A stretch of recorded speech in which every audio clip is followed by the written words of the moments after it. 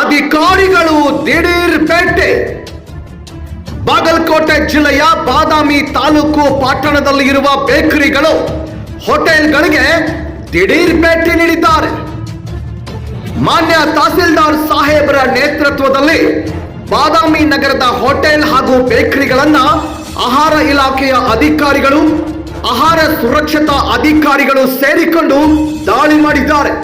ಹಾಗೂ ಹಲವಾರು ರಾಸಾಯನಿಕ ವಸ್ತುಗಳನ್ನ, 4 ಸಿಲಿಂಡರ್, ಒಂದು ಹೋಟೆಲ್ನಲ್ಲಿ ಅಕ್ರಮವಾಗಿ ಸಂಗ್ರಹಣೆ ಮಾಡಿದ್ದ ಅಕ್ಕಿಯನ್ನ ವಶಪಡಿಸಿಕೊಂಡಿದ್ದಾರೆ.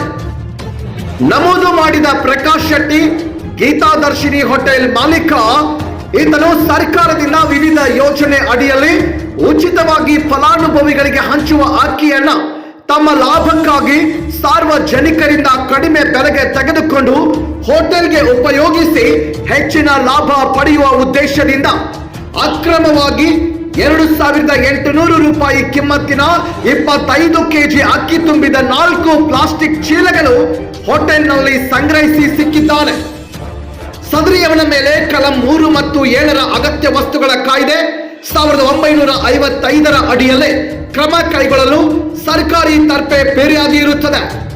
ಇದೇ ರೀತಿ ಪ್ರತಿಯೊಂದು ತಾಲೂಕುಗಳಲ್ಲಿ, ನಗರಗಳಲ್ಲಿ ಹೋಟೆಲ್ ಮತ್ತು ಬೇಕರಿಗಳಿಗೆ ಸಂಬಂಧಪಟ್ಟ ಅಧಿಕಾರಿಗಳು ಭೇಟಿ ನೀಡಿ ಪರಿಶೀಲನೆ ನಡೆಸಬೇಕು ಹಾಗೂ ತಪ್ಪಿತಸ್ಥರ ಮೇಲೆ ಕಾನೂನು ಕ್ರಮ ಜರುಗಿಸಬೇಕು ಎನ್ನುವುದು JBTV ನ್ಯೂಸ್ 24x7 ತಂಡದ ಆಶಯವಾಗಿದೆ.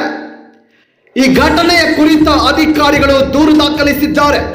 ಈ ಸಂದರ್ಭದಲ್ಲಿ ಬಾದಾಮಿ ತಹಸೀಲ್ದಾರ್ ಮುದುರಾಜ್ ಅವರು, ಮಂಜುನಾಥ್ ಎಸ್ ರೊಟ್ಟಿ, EH ಪಾರೂಕಿ, ಆಹಾರ ನಿರೀಕ್ಷಕರು ಬಾದಾಮಿ, ನ್ಯಾಯಬೆಲೆ ಅಂಗಡಿಯ ಕಾರ್ಯದರ್ಶಿ ಕಾಶಿನಾಥ್ ಹಿರೇಹಾಳ್, PSI ವಿಠಲ್ ನಾಯ್ಕ್, ಸಿಬ್ಬಂದಿ ವಸಂತ್ ಒಗೆನ್ನವರ್, ತೌಸೀಫ್ ಧಾರವಾಡ್, ಗ್ರಾಮ ಆಡಳಿತ ಅಧಿಕಾರಿಗಳು ಪರಸಪ್ಪ P ಕವಳ್ಳಿ, ನ್ಯಾಯಬೆಲೆ ಅಂಗಡಿ ಕಾರ್ಯದರ್ಶಿ ಇನ್ನು ಹಲವಾರು ಉಪಸ್ಥಿತರಿದ್ದರು.